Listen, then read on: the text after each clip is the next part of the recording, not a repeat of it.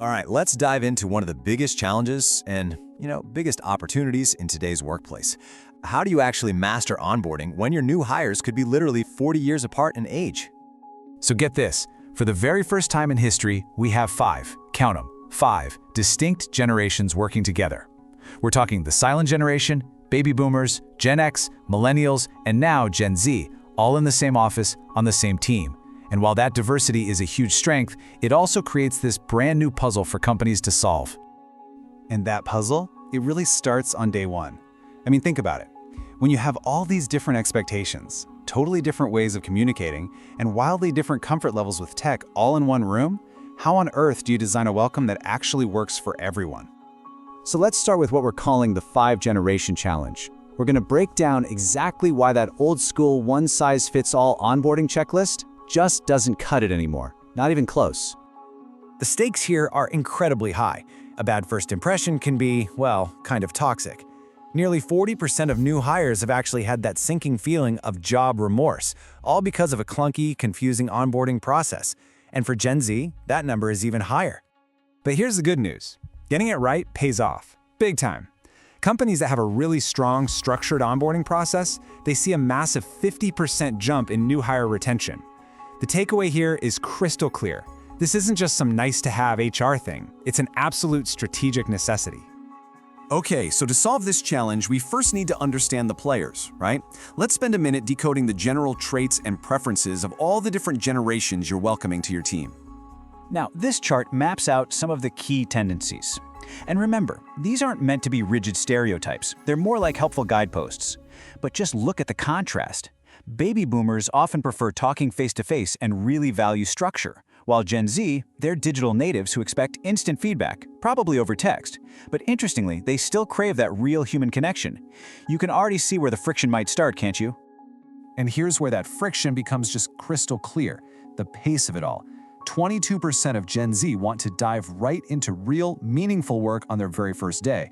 That's nearly double the rate of baby boomers, who generally prefer a more structured, slower ramp-up. Neither one of these is wrong, of course, but a one-size-fits-all process is pretty much guaranteed to fail one of them.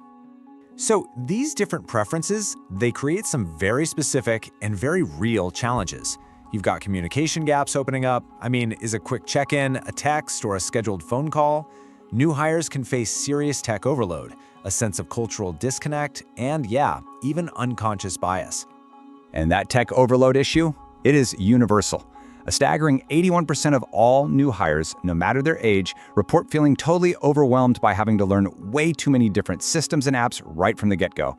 So this isn't a generational problem, it's a design problem. Okay, so we've laid out the problem. Let's pivot to the solution. In this section, we're going to cover 3 keys to building an onboarding process that actually creates bridges between generations, not more barriers.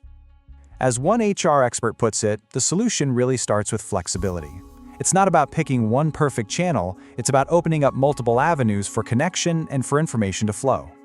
And here they are, the 3 core strategies: flexible communication, blended training and technology, and maybe the most important one, two-way mentorship. Let's break each of these down. First up, flexible communication. This means using a mix of channels, email, chat, maybe even text, to make sure everybody gets the message in a way that actually works for them. What's even more critical, though, is to be super explicit about your team's communication norms during onboarding. When is it okay to text? When is an email better? Setting these ground rules right away prevents so many misunderstandings before they even have a chance to start. Second, a blended approach to training. This is a game changer.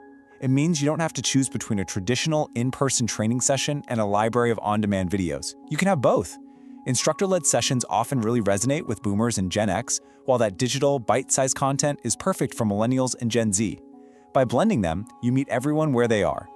And the data totally backs this up. Hybrid onboarding, which is just that mix of virtual, self-paced stuff with live elements, scores the highest satisfaction rates out there. A full 75% of employees who go through it are satisfied with the process. It just works. The third key is two-way mentoring. Now, this is a really powerful idea. It completely reframes mentorship not as this top-down thing where knowledge only flows one way, but as a real relationship where everyone has something to teach and everyone has something to learn. And you can put this into action right away. You could assign onboarding buddies from different generations. You can actively encourage what's called reverse mentoring, where a junior employee might coach a senior leader on a new piece of tech. This approach doesn't just transfer skills, it builds an incredible amount of mutual respect. Getting all this right leads us to our final point, the multi-generational advantage. Because great onboarding isn't just about avoiding problems, it's about unlocking a serious competitive edge. And here it is, the ultimate payoff. New hires who feel genuinely seen and supported from their very first day are 3 times more likely to stay with that company for the long haul. I mean, that is a massive return on investment. And the impact on your culture is just staggering.